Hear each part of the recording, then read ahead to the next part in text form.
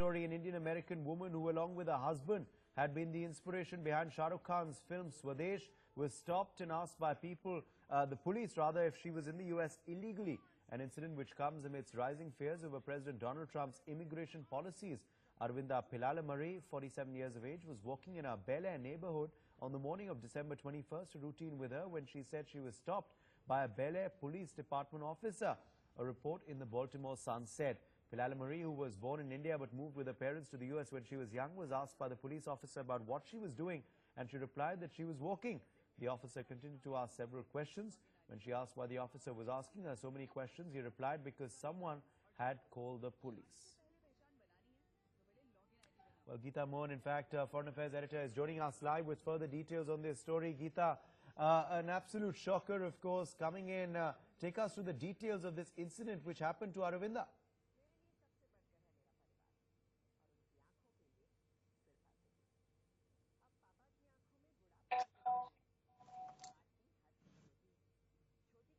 Well, the statement that has come from Aravinda herself is shocking. She's spoken to the Bel Air Police Commissioners, and in that she's already spoken of her ordeal. It is huge to not have just been stopped because of some suspicious movement that someone from the neighborhood saw and called the cops on her, but also detained and then asked whether she's an illegal immigrant. Things do not look very good for people of various races in the United States of America, with a growing phenomena of people looking at colored people with a suspicious eye.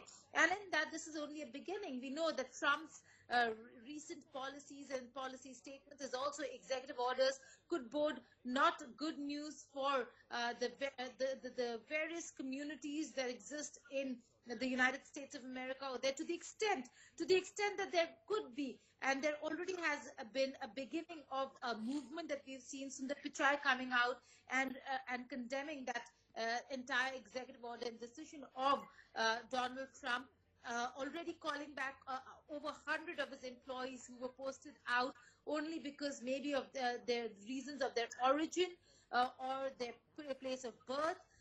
These certainly cannot be reasons why people cannot go back to a country such as the United States of America, where they could be green card holders or American citizens, naturalized or otherwise. This Aravinda is an Indian American. She's inspired one and many.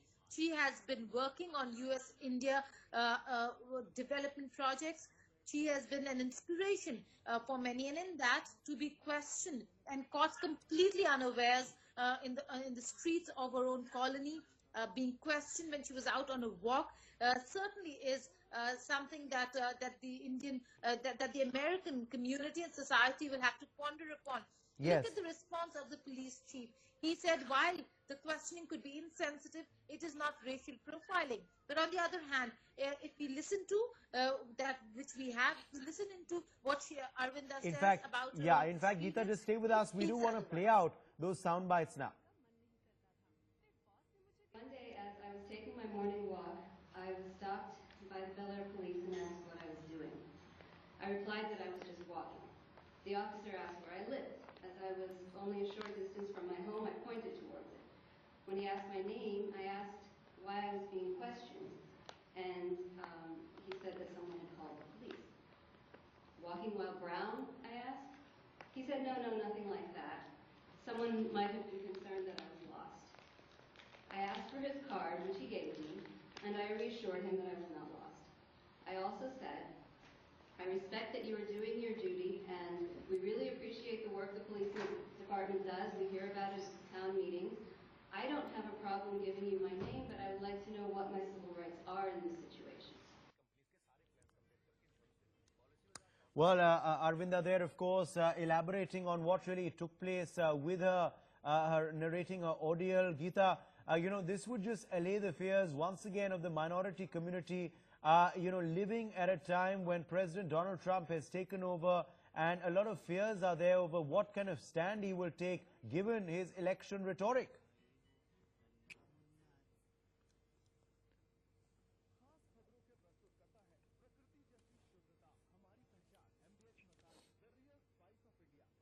Well, that's not there. There is no allaying of fears over here. There is only a surmounting a problem that now exists within the United States of America, where there is going to be a divide, and the divide is only increasing on the basis of race, on the basis of community, on the basis of origin, not just of where you belong to, but your place of birth. The Muslim ban is certainly going to be a huge decision which has been put on hold by a federal court, but it could have huge repercussions and ramifications.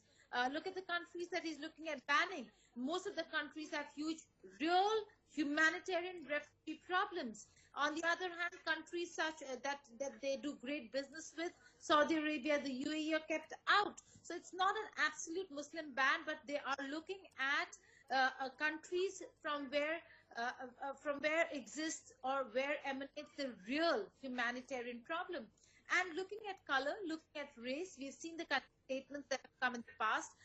This is only the very recent incident that we're discussing right now. There, just a couple of days ago, there's a woman wearing a scarf who was heckled, who was stopped, and who was almost threatened by an American white man. And I have to say that he was an American white man, because there is that kind of racial profiling and racial divide that we're seeing now on the basis of color, on the basis of birth and origin, that has started beginning.